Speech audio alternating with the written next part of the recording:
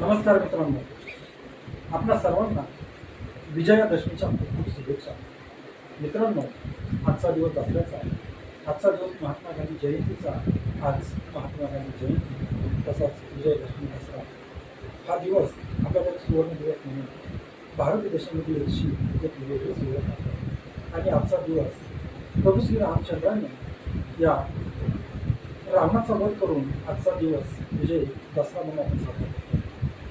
महात्मा गांधी जयंती, महात्मा गांधीजीचे विचारांना पटणारे लोक गांधीजीचा द्वेष करतात. एकदा महात्मा गांधीजी आश्रमामध्ये काम करत असताना एक तरुण त्यांना भेटण्यासाठी आला. सोबत त्यांनी एक कागदाचा दस्तावेज आणला.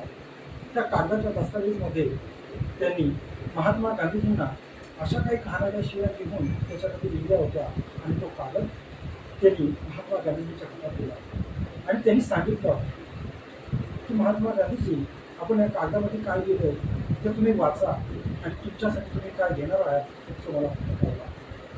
गांधीजींनी तो कागद घेतला, त्याच्यावरती नजर फिरवली आणि नजर फिरवल्याच्या नंतर तो कागद पुन्हा खाली टाकून दिला आणि पुन्हा आपल्या कामामध्ये व्यस्त झाले. तो तरुण पुन्हा गांधीजींना विचारायला लागला की म्हणे तुम्ही तो कागद पुन्हा वाचलाच नाही, त्याच्यामध्ये काय लिहिलंय ते तुम्ही मला एकदा सांगणार का?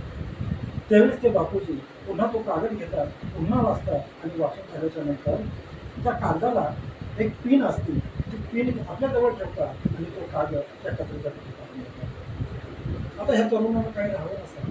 तो पुन्हा तो तरुण त्या महात्मा गांधीला विचारतो की मला बापूजी, तुम्हाला मी हा दस्तावेज वाचायला लावला होता, तो तुम्ही पूर्ण वाचला नव्हता, आता पूर्ण वाचून झाला आहे, त्या शब्दांमध्ये तुम्ही काय घेतलं याचं मला तुम्ही थोडंसं अनुकरण करून टाका. महात्मा गांधीजी त्या तरुणांना सांगतात, या शब्दांमध्ये, या अक्षरांमध्ये असं काही लिहिलं होतं की हे माझ्या काहीच कामाचं नव्हतं आणि माझ्या ज्या कामाची होती त्या पेजला मी ती पिन काढून घेतली की माझ्याजवळ ठेवली आणि नको असलेली त्या अक्षर मी त्या कचऱ्याच्या पेटीत टाकून दिले.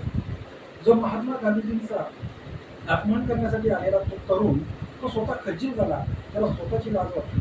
कारण चरित्रवान माणसावरती काहीतरी किचड फेकणं हे महात्मा गांधीजींच्या चरित्रामध्ये नव्हतं. तो तरुण लाजला आणि त्यांनी विचार केला की आपण कोणाला शिवा घालतो, कुणाला बोलतो, हे महात्मा आहे, हे महात्मा कुणालाही काहीच करू शकत नाही. कारण त्यांचं रक्तच, हे रक्त त्यांचं, ज्यांचं रक्त गरिबांसाठी वाहतं त्यालाच महात्मा म्हणतात. आणि म्हणून त्या तरुणाच्या लक्षात आला की महात्मा होणं हे साधं नाही, सोपं नाही.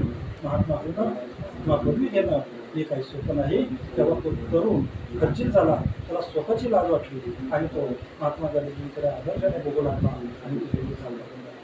मित्रांनो, मला या महात्मा गांधीजीबद्दल एकच गोष्ट सांगायची वाटत होती.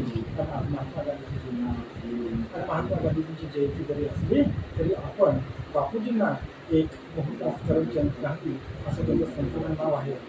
आज प्रत्येकाच्या खिशामध्ये 5 रुपयाची, 10 रुपयाची, 20 रुपयाची, 50ची, 100ची, 500ची असते. प्रत्येकाच्या मतावरती या महात्मा गांधीजींचा अधिकार आहे. त्याच्यामुळे आपण त्यांचा एक आदर्श व्यक्त केला गेला पाहिजे.